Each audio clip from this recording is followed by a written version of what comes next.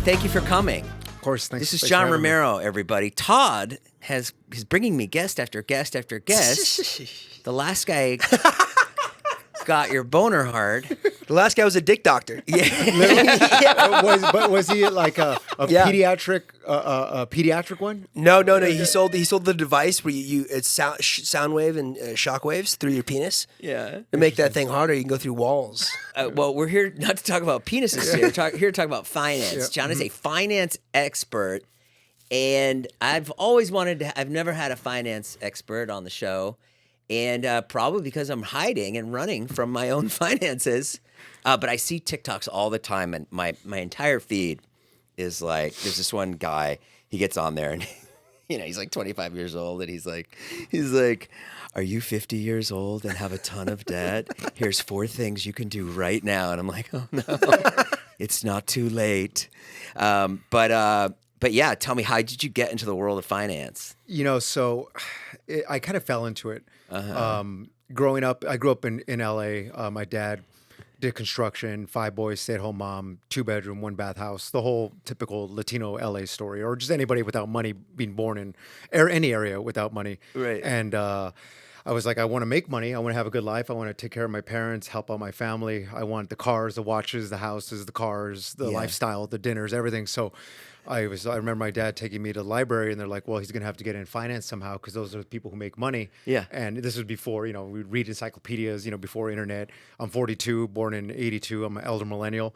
Yeah. And I'm like, I got to get in this game so that way I can make money. So I started in insurance. What's that? Is that a good business? Insurance? Insurance is a great business, but the problem is there's so many scumbags in it, right? Like it takes a highly honorable person of honor to be able to do right by clients.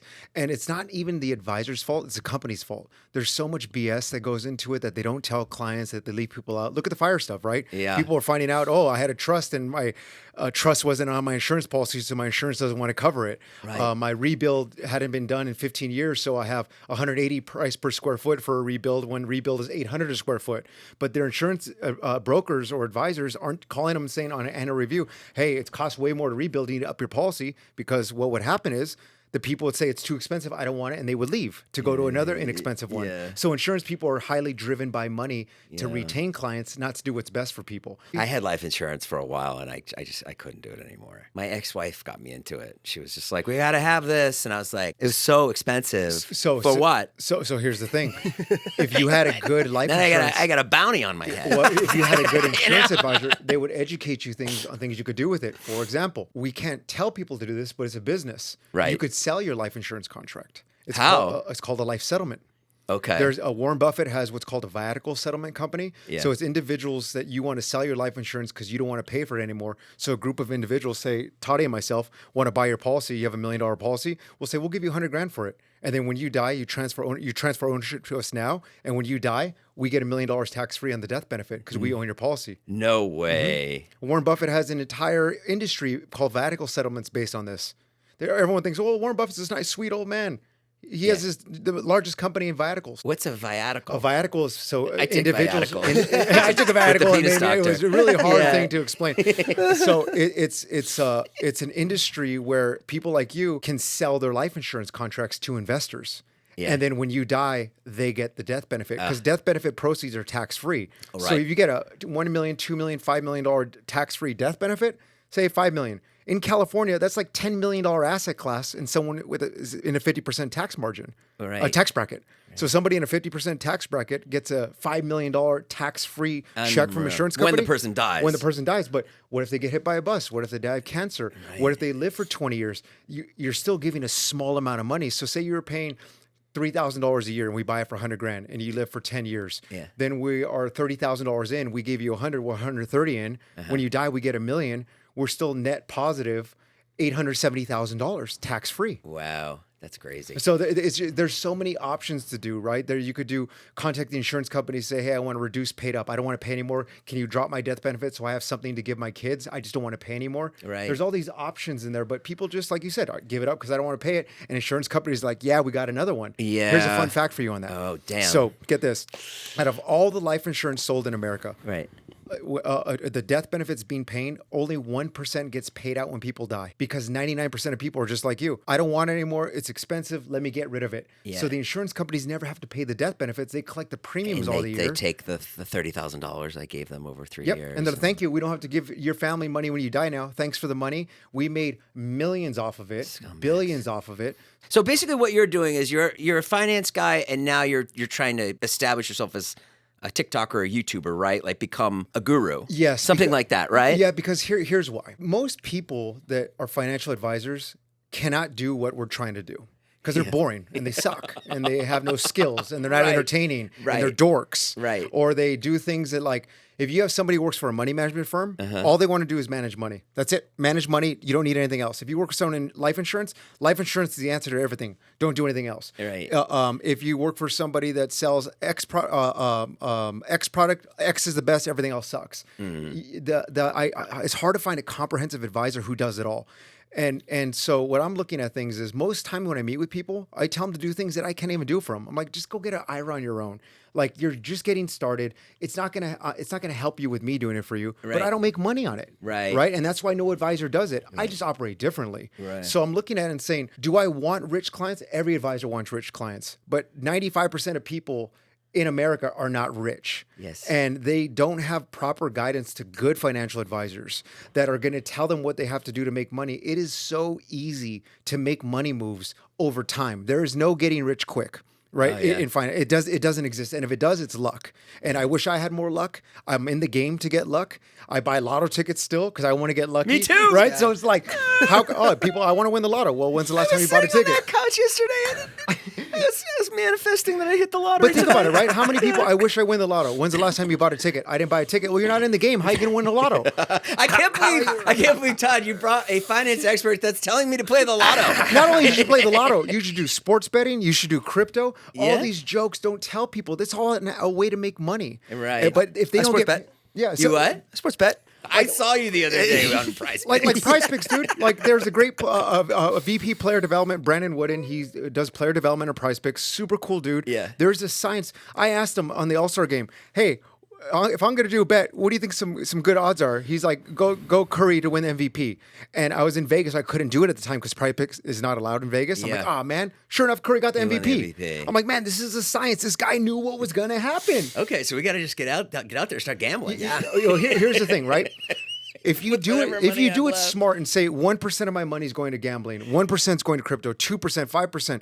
If you cover your baseline and allocate money, you should do it all. Like, you should literally do it all. But there's financial advisors like, oh, don't do that. It's a waste of money. The talking heads that have never been advisors, that's a waste of money. But buy my course to tell you to fluff, whatever it is, right? Right. The industry is filled with jokes because financial advisors that are licensed can't do those things because there's restrictions, right?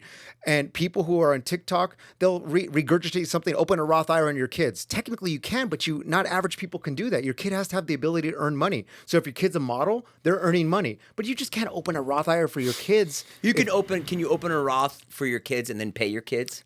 Yeah, but they're earning money in that situation. Right. But what person with a regular job does that? There's nobody telling them, open a Roth IRA and a brokerage account, buy blue chip stocks. This is what blue chip stocks are. This is what the Blue chip S&P stocks 500. is like NASDAQ. Blue chip stocks like your Home Depot, your Walmart, your Google, your Apple, your And Netflix. what? And hold on to them for 10 hold years? hold on to over 30 years. 30 years, yeah. Because here's the thing, right? You look at Home Depot stock. 35 years ago, $1,000 is worth $33 million today. $1,000 one time, $33 million. But nobody held on to it. When $1,000 is $5,000, they sell because that's what Jim Cramer said to do, right? Or the podcaster or TikToker, sell, take profits. Then the people who held on when 1,000 turned to $10,000, they sold. And the people who really held on when 1,000 was 100, they sold. So very tiny percentage of people hold on to it. But average people can in a Roth IRA, all tax-free gains. But what I tell people is, especially millennial and Gen Zs, because they have time, buy anything you love. If you love Teslas, buy Tesla stock. If you love the Stanley Cups, buy Stanley Black & Decker, right? Anything you love, is it publicly traded? Lululemon, anything you love, buy the stock. Yeah. Nvidia didn't do nothing for 20 years. Yeah. Nvidia's been, and now it's all the talk, right? It's 22,000% return. But for the first 22 years, it was a dog Yeah. of stock. Nobody was buying it then. Yours did. Your boy did. Yeah, you But bought I it. held on to it. The skill isn't knowing what Because to you buy. knew that AI was coming. Well, I didn't know that. I just looked at Apple at the time. It was 2007, and in Apple they were making the graphics cards for Apple, and I'm like, well, Apple's going nowhere. So Intel, AMD, Nvidia was making the chips for Apple. So I'm like, well, I remember reading that, Yeah, like, so I'm like, 4 or 5 Apple's years going ago. nowhere. So I might as well freaking buy this Nvidia. I don't know what this is. And so I'm like, I might as well buy it. If Apple's using them for their graphics cards and Apple isn't doing it on their own, this is probably a good company to invest in. So the skill isn't knowing what to buy. Do you have the I guess you could say patience to sit on it? Yeah, And I just think a lot of people don't. In other words, if I have Home Depot stock and I put $1,000 in and it gets to 5,000, I think people need that money, and that's why and so they take it out. you're 100% right. But here's the thing: with proper guidance, you'll still have those people. But what if I could say, if I could inspire people to sell 75% and keep 25? So I'm 51. So what happens for me in 8 years? I at 59. So 59 and a half, you can take out of your qualified retirement accounts Yep. or any retirement account without a 10% early withdrawal penalty. Oh, with no taxes. With no penalties. not no penalty. Oh. If it's a traditional 401k or traditional IRA, which is tax deferred. See, a lot of people don't know this. They think it's tax free after 59 and a half. All your tax was deferred. The government gave you your free seed. Here's a little tax deduction while you're working. And when your harvest is plentiful, you owe us whatever your tax rate is on a big amount of money and all the gains. Thank you. So they tax you when you're on your giant harvest. So average people that do the right thing and save money, they don't realize that if they did the right thing for decades, they're going to be making more money not working, thus increasing their tax bracket. See, it's a misconception is when you're retired, you pay less taxes. Yeah, if you're broke. Right. Like if you're broke, you pay less taxes because you have no money. Right. But if you saved in IRAs, 401ks, mutual funds, ETFs, brokerage accounts, crypto, invested in real estate, acquired passive income, now your debt's paid off, your debt service is done. Now you got the cash flow coming in. If you plan right and you were average, you're going to have more money per year than you did when you were working. So now by virtue of, even if tax rates don't go up, which we're at an 80-year low right now, taxes at 37% federal right now is the lowest it's been in 80 years. Wow. Even If you make over $500,000 a year. Well, it's a progressive tax system, right? So Right. it starts, 10%, 12%, so it goes up with what you make, right? But right now, if you Google, and this is what I tell everybody, highest federal tax rate in U.S. history, they'll Google it. He knows. Yep, What is it? 94%. Yeah, what was it? Oh, he just told me this on the way to yoga the other day. When was it 94%? In the 60s. Right? right after the Great 40s, Great 60s. Depression. So people your barons of that time were paying 94%. Yeah, People which is our and not even barons highest federal tax rate, because right now if you're single in America, the highest 37% tax rate starts around 300 grand of income. Yeah. Would you call that a baron? 300 grand in LA is living So how did paycheck that to paycheck. work? If I'm right after the Depression, I'm doing well, I have to give 94% of my money to the government. Yep. And then if you look, and this is why I tell people, Google it right now and let me show you this. Wow. Google 1970, 71%. So yes, that was a federal tax rate. Today it's 37. We are at historic lows. Yeah. In 1950, you'll see Ronald Reagan do a speech. America, we're dropping tax rate down to 50%. Crowds cheering. You can see the clip on YouTube. Yes. Yeah, balloons are going Yeah, right. yeah. Everyone's like, yeah. And he says only 50% federal. That's not including state. Right. And so then what happened? Is that how we accumulated the debt? Boom. Right. So if you look at right now, we're about 36 trillion in debt. During that time, from like 1930 to 1980, we were relatively at no debt because the government tax rates were so high. Everything was pretty much almost subsidized. Right. But if you look in the 80s when Reagan dropped taxes to 50%, that's when you'll see the direct correlation of the national debt start increasing dramatically because there was no more government funding from all this revenue coming in. Yeah. And so that's when the equity surged. Then they got rid of the gold standard. Nixon got rid of the gold standard using excess leverage. It used to be money couldn't be leveraged, right? If you borrowed, a bank lent $1, they had to have $1 in reserve because gold backed it. When they got rid of that, they started doing fractional reserve lending, which is today. Wow. They have $1 on reserve, they can lend out 10. That's how I feel. I bought this house because everyone was like, you got to buy, you got to buy, you got to buy. And I spent a lot of money on the house. And now I'm like, why the fuck did I buy this house? I'm like, I could have lived off the interest and just rented an Yep. apartment. And I have all this money in this house, and I'm like, what am I doing? it has become, people make it look like a down thing. Oh, you don't own? Well, you don't own either until you finish paying your 30-year mortgage. That's right. That's right. When that debt service is done, that's when you show me your deed. No, the bank has a deed. Stop making payments. Let's see who fucking owns anything. insane. Yeah, you don't own anything until it's paid off. And you have all these goons now, right? Oh, passive income's nothing passive. You have these broke jokes talking about passive income. Well, but why don't you put $500 in your savings account? Right, and pay off your credit card debt before you start talking about passive income. It's funny, like average broke people, I call them ballers on budgets, right? That's me. Like they're like, let's get passive income, dude. Why don't you just start making more money and making moves before you start talking about passive? What you're saying is you want to make money doing nothing. All right, I got one for you. Yeah. Okay, so here you go. I got a car. Yep. All right. I got a car. I bought a car that I really liked. So stupid. It's never stupid. I bought a Tesla. I finance it. Okay. The Tesla is $1,000 a month. Mm-hmm. Now they've dropped the prices, right? You can get a Tesla for $300 Yeah. a month. Same car. Yeah. So I'm stuck in this thing paying off the bank. I think I owe the bank like $40,000. The car is only worth $20,000. What do I do? Okay, so did you buy it under your business or under yourself? My accountant writes it off, the payment. So because it's a lease or a And I financed it. CPAs, assassins. CPAs are assassins, okay? They're doing their job. They're trained by the IRS. You think in CPA school there's a how to not pay tax 101? Yeah. They're agents of the IRS, okay? They're trained to audit or comply with the IRS tax code. Call those communists. Yeah, I call them assassins. Great guys, great girls, great people, right? But it's not their world to not pay taxes. Okay, so here's the thing. If I was involved, I go toe-to-toe, and I'm the undefeated champion going toe-to-toe with CPAs, okay? Because when I show them, like, oh, you're right. I know I'm right. Yeah. Like, just look it up. It's IRS tax code. Here it is, IRS, boom, boom, 412E3, boom, done, whatever, right? Yeah. Section 179.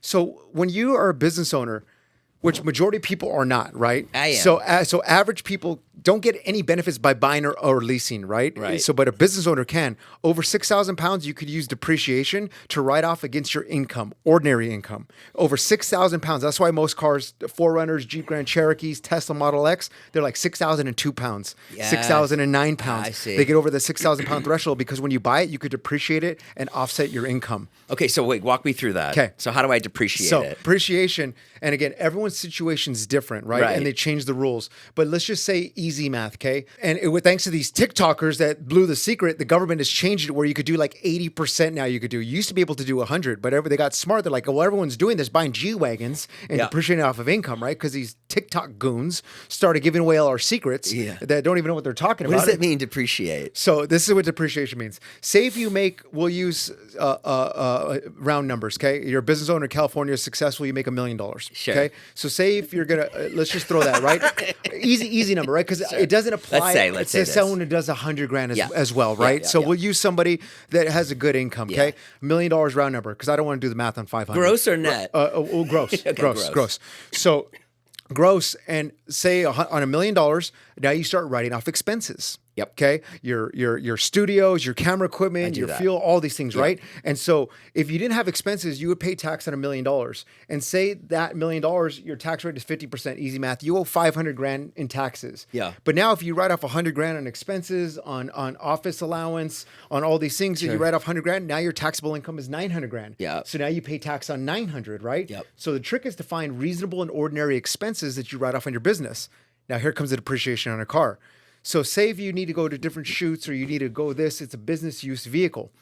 That G-Wagon is say $300,000. G63 AMG, I'm not even Mansory or Barabbas. Let's just say regular, okay?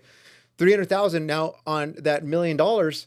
Now you get a $300,000 deduction, depreciation. So you write off $300,000. Now your taxable income is $700 plus your other $100,000. Now your taxable income is $600. If you didn't get that $300,000 deduction and your taxable income was $900, you owe $450,000 in taxes. Yeah. But because you wrote off that $350,000, you saved $150,000 in taxes. Oh, God. So really, you bought that $300,000 G-Wagon for realized $150,000. But you can only do that once. once every 3 to 5 years. Oh, And wow. if you have on a new car. on a new car, and if you have multiple LLCs, each one could do. You get a Sprinter van, you get a Ford Transit to travel, to do your things. Oh my God. You could do it multiple times. What about straight up credit card debt? People paying 27% on credit cards.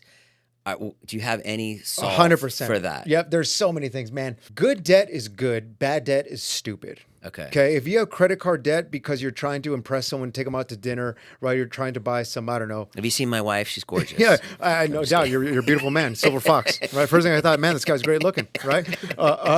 And so She likes nice. No, she's very cheap. Go ahead. but Are you look- cheap? No, heck no. You're not cheap. No, You no, don't. dude. You don't. Look at 'cause- this drip, look at his dude. Do you think bracelet. this is- You look great. All right. You're killing it. I didn't know. This is I Tom thought. Ford iguana. For those who can't see, I this thought is Tom you. Ford iguana. What is it? Tom Ford iguana Tom boots. Ford. Yeah, iguana boots. Okay, And- all right, all Yeah, right, all you know, this fucking AP it dripped out. You man. would think the finance guy would be like, you know, if you're a loser, saving. if you're a loser and a joke, yeah, that is true. Which 99% of them are. Here's why, right? People of cultural community, we want to floss. We want to live the dream. Anybody without money dreams of being rich. So being rich to me is living rich, having money today, tomorrow, and forever. Only a joke, loser, moron with no guidance, like save all for the future. What about the journey? Right. Like I want to go on the dinners, the restaurants, the Sure, trips. take your girl to a trip. Take your girl to a yeah. trip. Take your guy to a trip, right? Take anything, my Todd right? to a trip. 100%, dude. Yeah. Take Toddy out, man. You look at that. This guy's good looking, man. That's what I'm No, saying, I know, man. I This know. guy deserves We- all the we good went on a things in Take life, me to man. Europe, dog. Yeah, man. Look at that Sell beard, that. dude. Hey, depreciate that fucking Tesla. Tesla. Turn- you can sell the house if you want. Turn to the side. Look at the side silhouette. Look at that side silhouette. Take me to He's got a Europe, man. Beautiful side Take me to silhouette, Europe. dude. Any guy would be Hey, lucky to have him. Give me my G-Wagon, bitch. Yeah, dude. Why not? Should we go buy G-Wagons today? But here's the thing, right? So you look at this stuff. Money today and tomorrow and forever. That's possible if you take care of your baseline, if you have your IRA, if you have liquid savings, right? Yeah. If you have money, you want to buy a house, have a down payment fund, have a fun fund like my APs. I love APs, right? I just picked up a rose gold AP from Vegas. Shout out to my Vegas AD out there. Yeah. The team in Vegas, rose gold, black Is that a dial. watch that appreciates in value? This one, 8 years ago, MSRP was 17.8. MSRP today is around 30,000. Wow, okay. Right? But secondary market, about 40, 50 grand. And that's Okay. with the down market. When it was hot, so there you 70,000. go, there you go. Right? Everything, if you hold on to it. And that's why I say buy things. You want a fucking pink ring before a wedding ring? Do whatever you want, right? Yeah. Whatever you want, you should buy. And if you could afford it, if you have a plan. If you're living paycheck to paycheck, you can't afford this stuff, but that doesn't mean you can't have it. It's all strategy. If you have a plan, maybe it takes you a few years. Like I love Porsches, right? So I buy 911s. Me too. And so I have a Porsche fund. My 1% of all my money goes into a fund. I invest it in the market, and then when I have enough money, I go and buy the Porsche. Maybe it's 3 years, maybe it's 5 years, maybe it's 7 years, but I'm gonna get what I want with a strategy. Wow. So credit card debt, if you have it, it's because you haven't had a strategy. Yeah. So if you're paying 27%, this is where average people has a 401k. Borrow from your 401k. You pay yourself back interest. It's like call it a 6%, 7%, whatever the interest is. You borrow up to $50,000 from your 401k. Yeah. The interest comes back to you, so it's like your own bank, and you use that to pay back 27% interest because you're using good money. Did you interest follow that, to Todd? yourself? Yes. But here's the thing, right? You explain it to But me. financial advisors are going to say, "Don't do that. It's your retirement, dude, bro. The guy's 25. He's not Right. going to make it to retirement. He's going to be broke. You might as well pay off this debt because you're losing 27% to a bank." So basically, he's like, take your own money, Yeah. pay your credit card off, so Yeah. you don't pay the interest to the bank, and then so you're going to be good on the credit card, so you start paying yourself back with interest, but you give your own payment plan, I'm sure. Yeah, Something so like you that, can pay it right? off in Yeah. 5 years. So maybe to your 401k on your paycheck, it pays back $200 a paycheck, whatever the math is, right? And so, but instead of paying 27% interest to a credit card company, Right. you're paying back 7% interest to your 401k balance. I see. And you could pay it off in 1 year. You could pay it off early. You could pay it off as long as 5 years, yeah. but you could borrow from your 401k. What's a success story that you've had with not with yourself, but with somebody you've helped? I'll give it a recent one.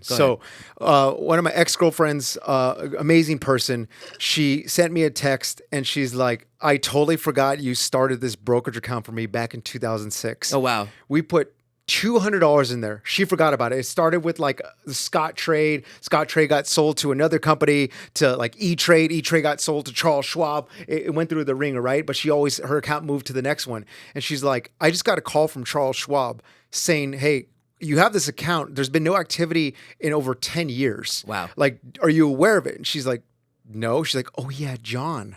And so, and then she texts me and she's like, guess what my account value is? I was Let me guess. Guess $200. 14,000. 222,000. Oh my God! What? Yep. What did you put the $200 in? NVIDIA and Google and Apple. No way. Majority in NVIDIA. What the hell? But get this. So Fidelity did this study. They said, we want to see what accounts have the highest return. And this is a fact. Everyone can Google this stuff. Okay? It's a known fact. If you leave your money in the S&P 500 ETF, it mostly will outperform 95% of professional money managers. Known fact. Okay? Money managers don't say this. We have a unique proprietary model. No, you don't. You do everything everyone else does. We just want to make it seem like we do something to earn our money because we get paid on our assets and we want them to grow and stay, right? But here's the study that Fidelity did. What accounts have the highest returns? Highest returns accounts were people who forgot their password, people who were dead, right. and people who didn't know they had accounts there. Just like my ex-girlfriend. Real. Those are the three highest return because there was no activity. They let it ride. They just set it and forget it. That is proof that there is nobody who knows what's going on. If that was the case, you think in 07, these people wouldn't have, every financial advisor wouldn't have predicted it and they wouldn't have been rich. They would have predicted these housing crises. Yeah, you have a couple people who say, I called it, blah, blah, blah, right? Somebody told me, I ran into this guy the other day. He's like, he's a developer around here. He's like, why the fuck would you sell? He's like, the Olympics are coming in 2028 or whatever. Yeah. He's like, the real estate's going to go crazy. Do you think that's true? I don't know, right? Do I want it to? Yeah, because I own real estate. If I don't own real estate, I don't want it to. Right. Right. Right. So. Oh, I see. Because he's in that market. And the reality is, like that. Of course. Oh, the stuff you own. Do you want to go up in value? Yeah. Thank you, doctor. Yeah. I wanted to go up in value. Yeah. So here's the thing, right? First of all, I want my realtors rocking Birkin bags. Okay. First and foremost, I don't want them rocking Michael Kors bags. Okay. Okay. So 95% of realtors. This is a study that's just done. 95% of realtors rent. Okay. This greatest asset that you got to own. 95% of them rent. Yeah. And so again, when all you have is a hammer, everything looks like a nail, right? So nothing wrong with it. Again, I have friends that are realtors. I'm sure they're great people. Nothing against it. I love real estate. I love real estate because I love to live in it and own it, and I love interior decoration, right? If I happen to make money in it, it's great. Here's the math behind it and what anybody needs to do, because there's not a what's right for everybody. It's what's right for the person, okay? Yeah. But I turn to math because I'm not an idiot. $1 million purchase price, 20% down, 200 grand in. Yep. Okay. 200 grand down out of pocket, right? You're financing the money over 30 years. You're $1 million in interest. So now $1 million purchase price, $1 million in interest, you're $2 million in. Yeah. Okay. So say if that house is worth $2 million. Yeah. That's a break even, but it's even more because then you had property tax, you had upkeep, you had maintenance. So on a $1 million house over 30 years, it's safe to assume with property tax, upkeep, maintenance, you're at least $2.5 million all in. Okay, so if you're renting it out for $10,000 a month, it's going to take you 25 years to pay it off, to break even. So you service debt for 30 years, then you get rent for 25 years. That is 55 years for you to get return of premium. That's your money back. Real estate is great cash flow. That doesn't mean you're making money, though. And you're going to have mortgage brokers, realtors. That's not true. My grandpa got out of the Korean War and bought in South Pasadena for $5 grand and sold for $5 million. Yes, that's true. Different time. Should I sell my house? No. Yep. So do a future value calculator. Google it. $200,000. S&P 500 has averaged 8% over the last 30 years. That $200,000 that you put in the down payment into the S&P 500, and again, I don't have my math in front of me, but that's probably over 30 years, one time, 200 grand, $1.6 million. But it only costs you 200 grand in, and it grows to $1.6 million. That's $1.6 million. So that is $1.4 million profit. Passive. That is passive income. I should have never bought this house. No, it's not that you shouldn't, right? Because the greatest thing about real estate is you have a permanent place to live and never have to pay rent. So I think that everyone should buy a house because when they no longer work and have an income, now you don't have to worry about paying rent or mortgage. It should be paid off. So now you're living rent free. When I'm 65 and I sell the house, do I not pay taxes? No, you do. You excess on capital gains, long-term capital gains. And today, What's capital gains? Today, long-term is 15%. But that's today. Remember the old pen is mightier than the sword? Yeah. Whoever's administration is in office at that time, they could raise capital gains. Yeah. So who knows, right? Who knows, right? So, but today it's 15%, right? Yeah. But here's the thing, right?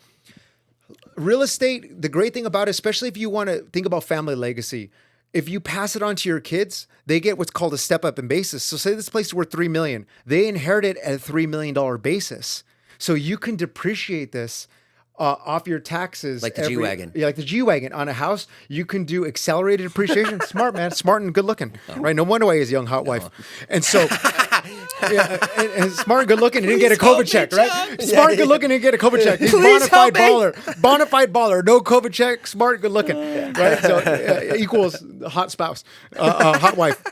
And so, so you look at it like this, right? And so you can use accelerated depreciation through cost segregation studies to write off an offset income, whether it's passive or active or passive income. So you can depreciate your income based on Go back to the studio. kids. My kids get the house at $3 million. Go. Yep. So say if you can take advantage of the depreciation, Right. so you're depreciating every year. You might get $15,000 a year for 20 years depreciation off your income, right? If you sold it, they recapture that. Like, well, wait a minute. For 20 years, you wrote off, we'll use these at $10,000 a year and depreciated it. So that's $200,000. We're going to recapture that and they owe money on that, right? You do when you sell it, right? They recapture it. But if you depreciate it, when your kids inherit it, they don't owe any recapture. Like, do you have an advisor? Like, do you Yes. work with a financial advisor? Yes. Do they know you have a mortgage on this house? Yes. Do they know that?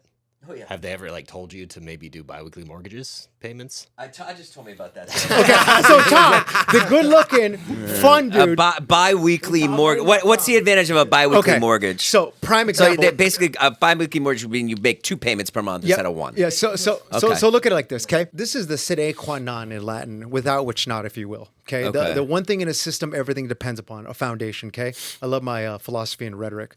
So you look at it like this. Nice house. We already talked about the looks and the pretty wife, right? All that stuff. You obviously Gorgeous. have a good life, right? we are gorgeous, right? Right. Obviously, you make money to have all those things, okay? Sure. Enough to have those things, Sure. okay? You have an advisor. You got gold plaques on YouTube here, platinum. I don't know what that is, right? Worthless. You're obviously good at what you do. Your advisor, who no disrespect to them, right? Sure. They have never told you to do a biweekly mortgage payment because, again, it's not their job, right? Right. I do things differently. I got you. I'm a maniac with this stuff, right? Got I'm like the Robin Hood. I want to be a man at profit to the people. I want to be a man of the people. Right. The people's person who tells them how to make money moves. Here's what a biweekly mortgage does. Okay, is say if you're paying $4,000 a month mortgage, okay? Yeah. That's $48,000 a year. Yeah. Mortgage compounds, okay? Yeah. If you make 12 payments in a year, $4,000 is $48,000 a year. But if you split that into biweekly payments, now you're paying $2,000 biweekly. So instead of waiting 30 days to start cutting down the interest, it's happening at a quicker frequency. Oh, so if I pay more frequently, my interest drops? Yeah, because you're not waiting the 30 days for the monthly payment. You're paying half at 15 days. So on a 30-year loan, it turns it into about a 23-year loan. Oh, you save so 7 you years. save 7 years and hundreds of $1,000s of interest Right. by just paying bi-weekly. Okay, I got one for you. I saw a TikTok the other day. It's a guy. He lives in the South. Not a poor, not a rich guy. Regular guy. He takes a selfie. He goes, check out this pool. I just put this pool in. Yeah, I put this pool in. It cost me $60,000. He's like, I can't afford this pool. He's like, but we just decided, fuck it. Come and get the pool, man. You can't come and get this you pool. gonna take my fucking pool out Yeah, of the fucking ground? he's like, fuck it. So I'm out here with beers and we're just loving life. Fucking sick. And I thought to myself, okay, Fuck. what's that? We gotta live like that, man. Fuck the man. No, I don't want to do that. I would never do that. But I'm saying, like, can he go to jail? Well, here's the thing, right? Again, everyone's on their own journeys, right? And everyone has their own moral. You're so diplomatic. Everyone has their own moral compass. yes, right? yes. But I'm all about people paying their fair share in taxes, but that doesn't mean we have to drastically tip the IRS. Okay? We don't got to leave a huge tip. I'm all about people paying their fair share. Don't put it on Instagram. Okay, so but that's true because it's not even a 100%. gray area. It's just tax law. Yeah. It's just tax code, like depreciation, right? Like putting your kids on payroll. If somebody's watching this, can they reach out to you? Yeah, so I'm working on that. Okay, I'm working on that, and here's why: because I'm in a situation, right, where I don't come from money.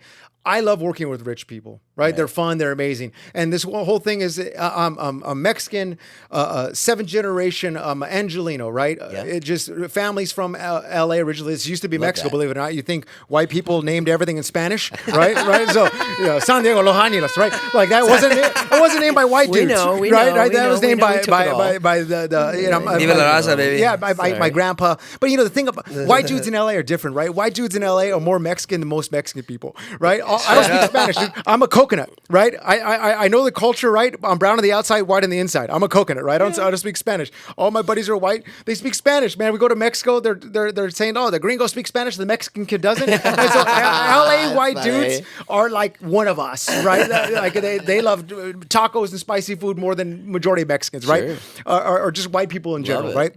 Look at Javier's, prime example, right? Javier's one of the hottest Mexican restaurants in the world, caters to rich white people. Yeah. Would you like a margarita? Yes. I go to. You want some tagine? I go to this place, Casita in Sherman Oaks, and Naveen and I think it's so good. We're loving this restaurant. We're going so much. We're going once a week. We think it's so good. We sit next to this Mexican couple, and great couple. We start talking to them, and the woman looks at me and she goes, the food. She goes, it's awful, like that. And I was like, really? I think it's the best thing I've ever eaten. And the husband's like, this is not Mexican food. Like, this is, and it's clearly, it's like, it's in Sherman Oaks. A little whitewashed. It's whitewashed. Yeah. I mean, shrimp tacos. I think it's amazing. And it's like even like you go to Mexico City. You go to where they're mostly not serving up tacos, right? Right. So it's very. There's no mole. There's no. Yeah, it's very different, right? You don't get the albondigas here. But I'll tell you, I love fajitas, man. That's the best. That's like my favorite food. My guilty pleasure is Del Taco, right? Yeah, like, that's my favorite Mexican food, right? It's not if you could even call it that, right? Like, like I love myself some, American Mexican food, right? Yeah. But here's where I was going with that is I'm at this situation or this point in my life where do I like working with rich people? Yes. And my point of that was racism doesn't exist in rich communities. I've lived in them, right? I lived in the country clubs, right? I lived in Newport Beach. If you're neighbors with them, you're all the same. Yes. Because you could afford to live there and have the same things, right? Yeah. Like when I have nothing gives me more pleasure than when I have an older, gray hair, 65-year-old white guy come up to me, man, that's a sick watch, man. My dream watch. One day I'll be able to afford that, right? I feel really good about that, it's right? It's very interesting class. It's very interesting, right? Really interesting. It's a lower class that are taught. It's almost more of a class thing. Yes, than a race they're thing, taught to be racist to each other, to hold each other back, right? Yeah. To give something to complain about, the victim mentality. But you know who has it worse, in my opinion? Yeah. Like white people that are broke that live in like trailers, because everyone assumes that they're getting all these advantages, right? Dude, those people have it the worst, man. If you're broke and white, man, you got it bad. Like 8 Mile type Detroit stuff, right? Like, dude, the broke born white person. It's like Chappelle talks about that. The poor whites, dude. The broke born white person has it the worst in America, especially now, dude. Because there's no leeway. There's no leeway. It's You're like privileged. You're privileged. You got this, man. Really they got funny. it the hardest, man. They got a poor long journey white ahead of them, right? A long journey, dude. And they're going to be called racist and bigots along the road, right? Like me, I can do anything I want. And people are like, oh, yeah, this is poor guy's struggle. I'm a poor guy. Look at this fucking trip, dude. I'm not a poor dude wearing Tom Ford iguana boots, man. Right? Like, but this is, and I say it jokingly, but it's true. Every advisor wants wealthy people because it's easy money, right? Yeah. But my heart is, I'm at this place where my heart is, what about the people who aren't rich? Where's their voice? Where's their hero? You're going against I'm going against what they're going to tell you to make money, to make rich advisors richer and make companies richer, and to tell people the truth of how maybe that life insurance policy that is meant for rich people or people with a different asset class or different tax bracket isn't right for you. Well, this goes out on Monday, so let me know if you don't want me to put it out. No, and dude, because here's the thing. I'm not acting as an advisor here. I'm acting as an entertainer and storyteller, right? My name is John Romero, right? You could find me. My phone number is 213-944-4147, right? My email is jdr996@gmail.com, and that's off the 996 Porsche because that's when I first wanted my 911 Bro, you're gonna 996 get a few prank GT2. calls. Right? I'll get it. I don't get it. I used to be, I'm a 2 Hello? No. Fuck her right in the pussy. No, get this. My area code is 213, right? I've been around since there was a party line. This is a first on the podcast. You can reach out. You can literally text him. Yeah, text me. right now. Yeah, right now. Yeah. Any pic is solicited. I like laughing. I like having a good time. Please no nudes. Do not send nudes. John is not interested in that. I don't know. No dick pics, guys. It And depends please on don't prank him. It depends on how good looking someone is, right, or how funny someone is, right? No, but All right, John. I Thank you digress. so Yeah, much. Of course. Yeah, You killed it. Yeah, thanks, man. I was really happy to meet we're doing you. handshake. I'm not the best at dabbing. Gotcha. I was Like that. I was Like at the that. Sway House the other day and I had a few failed Yeah. dabs. It's like on the craps table, right? Yeah. If you see a guy snap on the craps, that's when you know you're getting in on it, right? Yeah. Somebody's throwing that die and snapping at the end. You hop on that table. Goodbye, guys. Yeah, Toddy, goodbye. thank you. Later. Thanks, All right, Jay. we'll see you Change. next time.